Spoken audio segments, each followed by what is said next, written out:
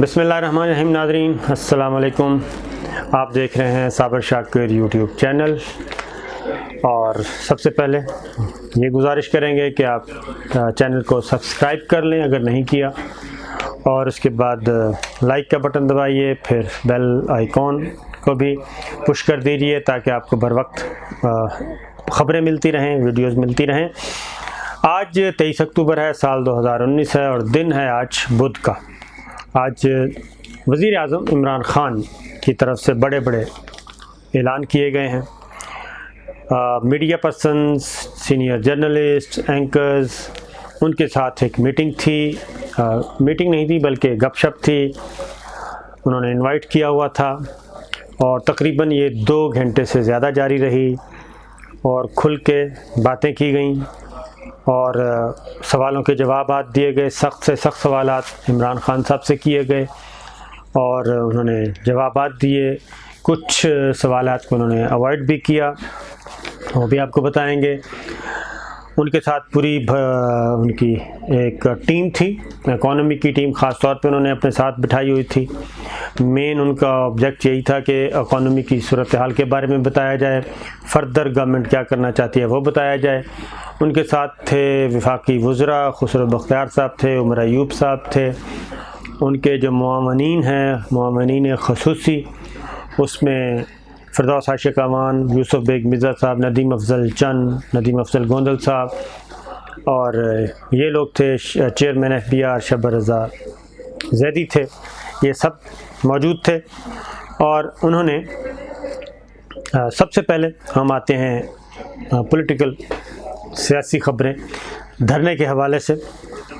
ایک تو وزیر اعظم عمران خان نے آج بالکل کیٹاگوریکلی اناؤنس کر دیا کہ استعفیٰ تو بھول جائے اپوزیشن. انہوں نے کہا کہ اپوزیشن کا یہ ڈیمانڈ کہ استعفیٰ مجھ سے لیں گے یا میں استعفیٰ دوں گا، انہوں نے کہا کہ اس کے بارے میں تو سوچا بھی نہیں جا سکتا. ان کا کوئی ارادہ نہیں ہے استعفیٰ دینے کا، وہ بھرپور طریقے سے اپوزیشن کا مقابلہ کریں گے. اور دوسرا یہ انہوں نے کہا کہ اپوزیشن استعفے کے لیے بھی کچھ جواز ہوتا ہے، اپوزیشن کے پاس کچھ جواز بھی نہیں ہے کہ کس بنیاد پہ وہ استعفیٰ مانگ رہے ہیں، کیا ہوا ہے ایسا ملک میں جس کی وجہ سے وہ مجھ سے استعفیٰ مانگ رہے ہیں. انہوں نے کہا کہ وہ جمہوری روایات، جمہوری اصولوں کی پاسداری کرتے ہیں.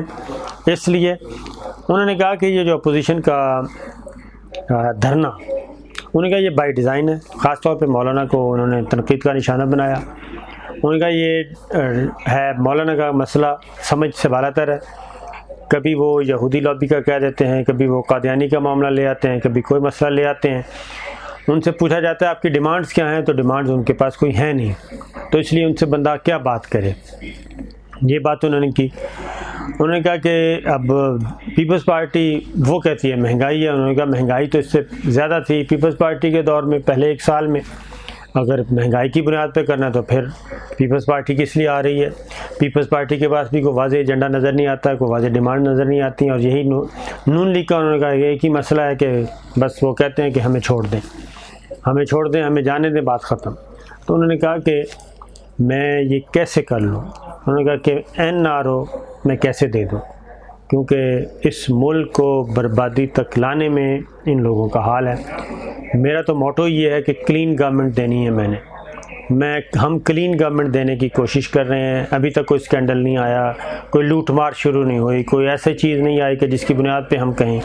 دوسرا انہوں نے کہا کہ اپوزیشن کو انہوں نے کہا کہ بالکل آئین، قانون اور جمہوری اصولوں کے اندر رہتے ہوئے ان کو پورا حق حاصل ہے کہ وہ کریں اپنا احتجاج، ہم ان کو فیسیلیٹیٹ کریں گے. لیکن انہوں نے کہا کہ پھر انہوں نے بات بھی کی. انہوں نے کہا کہ جیسے ہم نے کیا تھا، شکر پڑیاں کا جو جگہ ہمارے لیے انہوں نے مخصوص کر دی تھی، پریڈ چوک، پریڈ گراؤنڈ جو ہے، وہاں پہ ہم نے 3 جلسے کیے تھے. تو اپوزیشن آئے، بسم اللہ آ کے جلسے کرے، احتجاج کرے.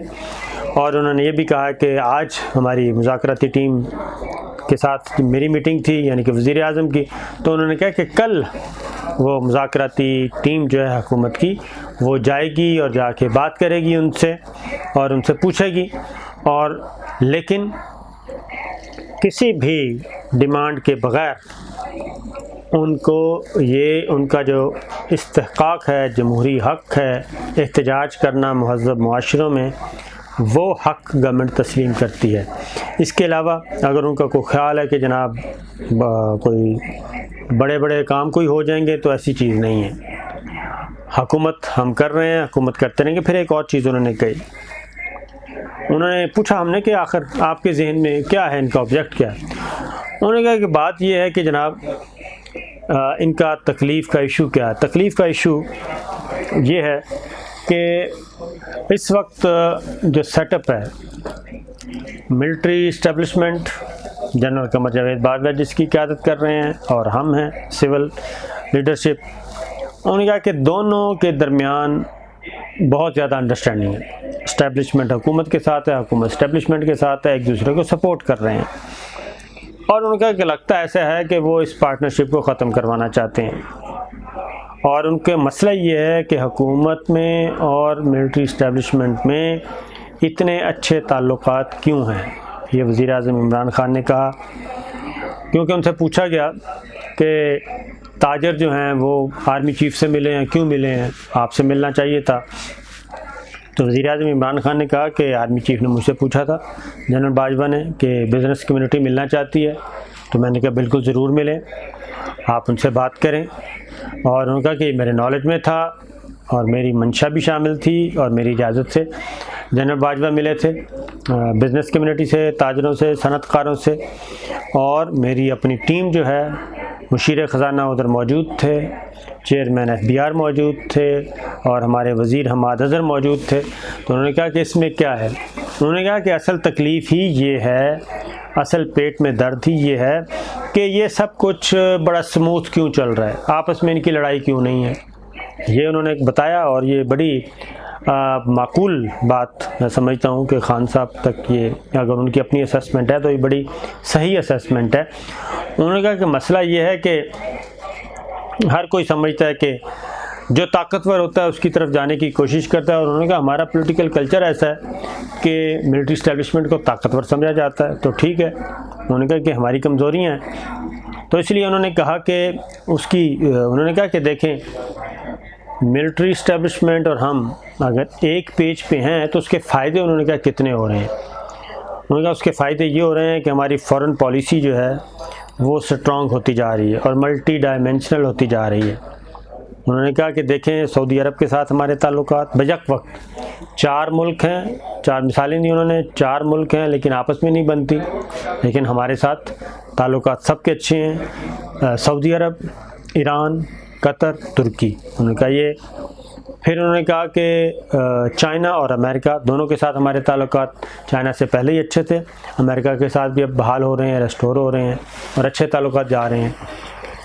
پھر انہوں نے کہا کہ Afghan policy, Kashmir policy towards Indian policy, اس میں انہوں نے کہا کہ ہم آپس میں صلاح مشورہ کرتے ہیں اور بات چیت کرتے ہیں، ملٹری اسٹیبلشمنٹ اور سول گورنمنٹ دونوں سوچ سمجھ کے آگے بڑھتے ہیں، ایک پالیسی کو لے کے چل رہے ہیں، اور اکانومی جو ہے وہ بہتر ہو رہی ہے اور بہت زیادہ بہتر ہو رہی ہے۔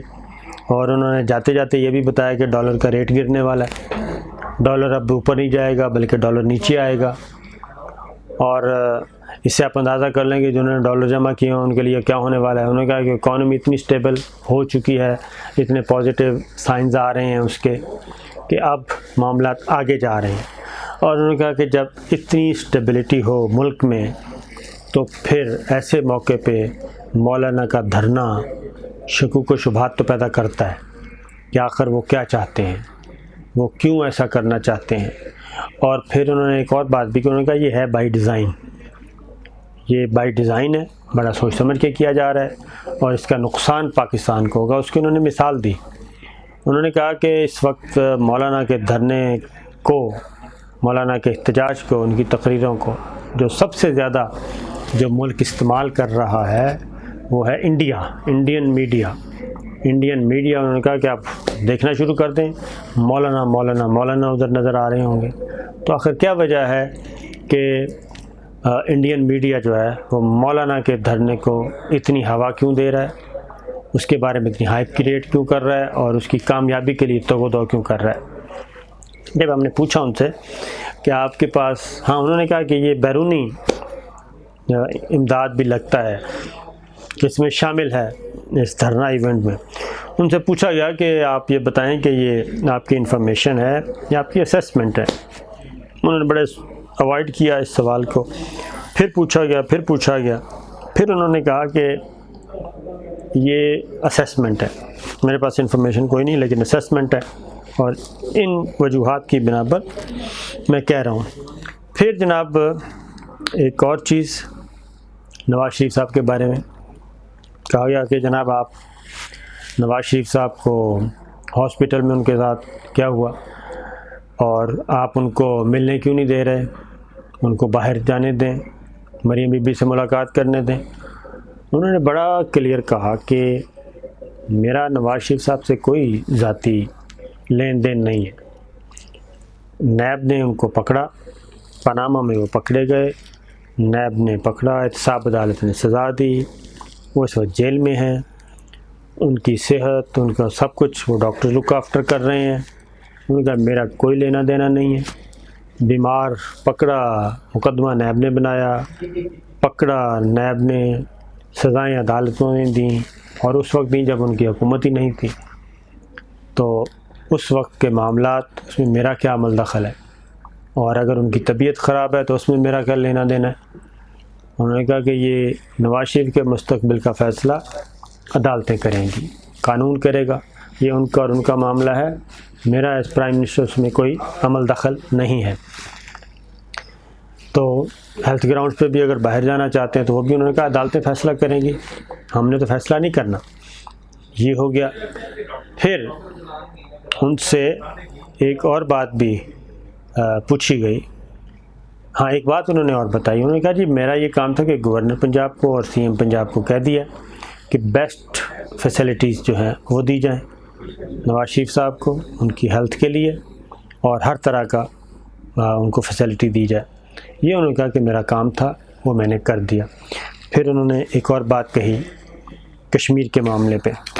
کشمیر کے معاملے پہ انہوں نے کہا کہ انڈیا کو بالکل توقع نہیں تھی کہ ہم کشمیر کے معاملے پہ اتنا ریئیکٹ کریں گے، اور دنیا اس طریقے سے اٹھ کے آ جائے گی ہیومن رائٹس کے حوالے سے۔ انہوں نے کہا کہ وہ ابھی بھی انڈیا کوئی ایڈونچر کر سکتا ہے پلوامہ جیسا دہشت گردی کا واقعہ، لیکن انہوں نے کہا کہ میں نے آرمی چیف سے کہا ہے، جنرل قمر جاوید باجوہ سے، کہ وہ اپنی فوجوں کو تیار رکھے، اور کسی قسم کا بھی ایسا کوئی ایڈونچر ہوتا ہے تو اس کا منہ توڑ جواب دیا جائے گا۔